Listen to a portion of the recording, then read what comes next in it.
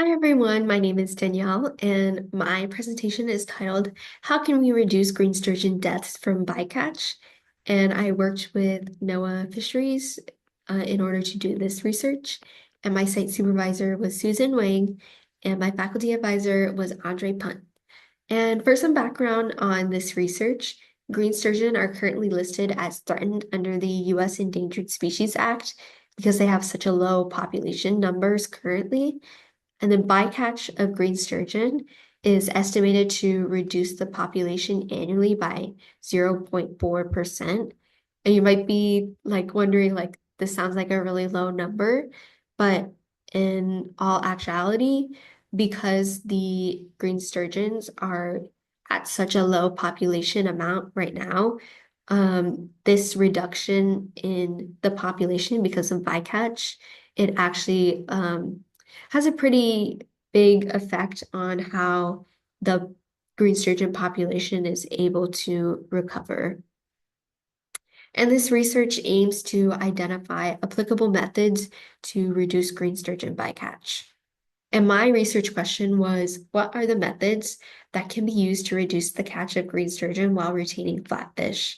And for some additional context, the observations and data analysis that I did were focused in the California halibut bottom trawl fishery.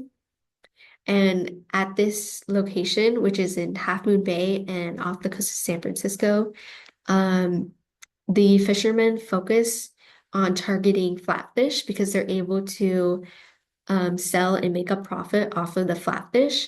Whereas because the green sturgeon are listed under the Endangered Species Act, it's actually illegal for them to target the green sturgeon.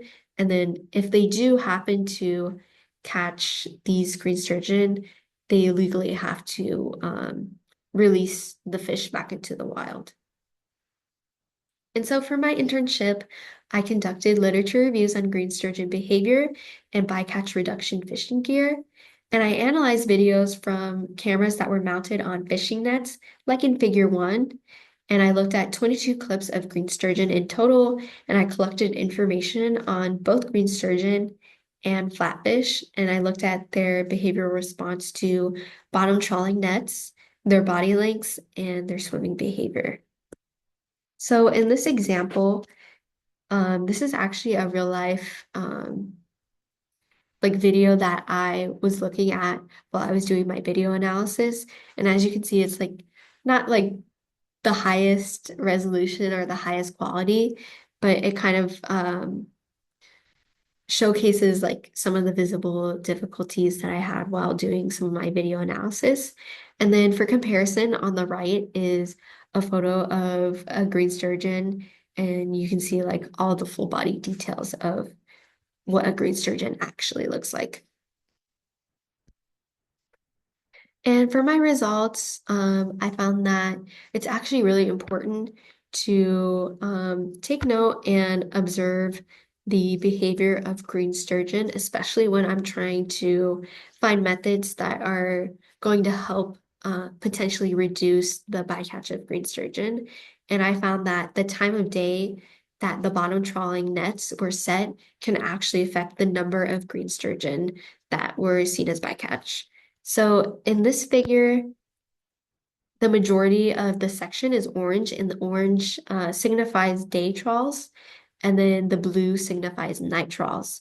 So majority of the observed green sturgeon were day trawls, and then the least amount, which is only 3 observations that I saw, were of night trawls.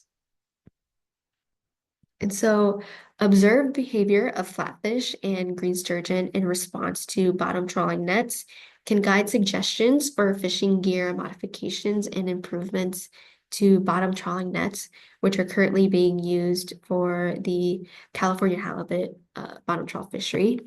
And by understanding how flatfish and green sturgeon react to bottom trawling nets, researchers can identify patterns that make these species in particular vulnerable to being unintentionally caught.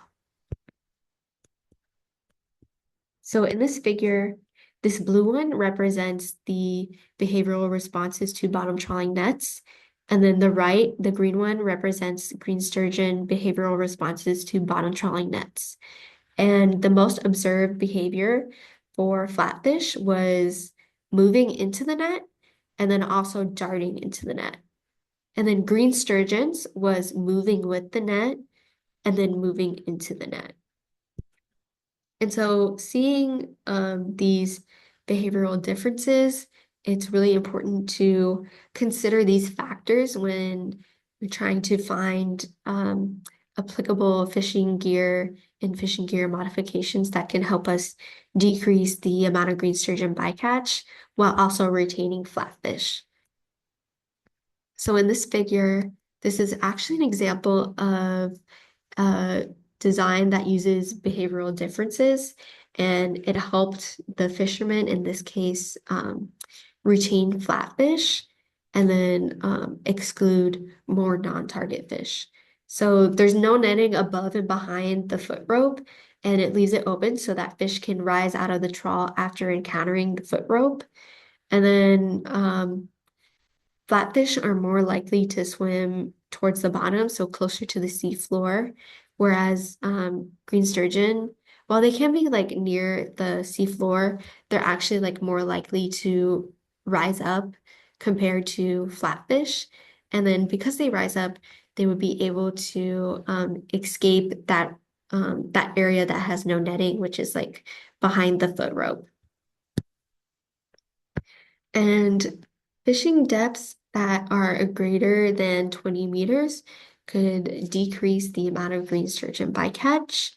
And in a satellite tagging project that was conducted on green sturgeon, it showed that 72.72% of the recorded green sturgeon deaths were fished at a depth that was lower than 20 meters. So if they were able to conduct bottom trawling at a depth that is greater than 20 meters, it could help decrease the amount of green sturgeon seen at the fishery. And so the significance of this research is that future research should include testing trials conducted in green sturgeon habitat using a selective flatfish trawl gear to quantify if these fishing gear modifications can reduce green sturgeon bycatch. And then the inclusion of fishermen should be encouraged in further green sturgeon research in order to increase population numbers and remove them from the Green Sturgeon Species Act, which is the ultimate goal of having them listed under the act. Um, and then for my acknowledgements, I would just love to thank Susan Wang, my site supervisor, Andre Punt, my faculty advisor, my friends and my family, and the people at NOAA Fisheries and the California Fish and Wildlife that helped me throughout this project and were really encouraging and supportive to me. And they really allowed me to grow throughout this process. And I just want to thank you for spending time and watching my presentation.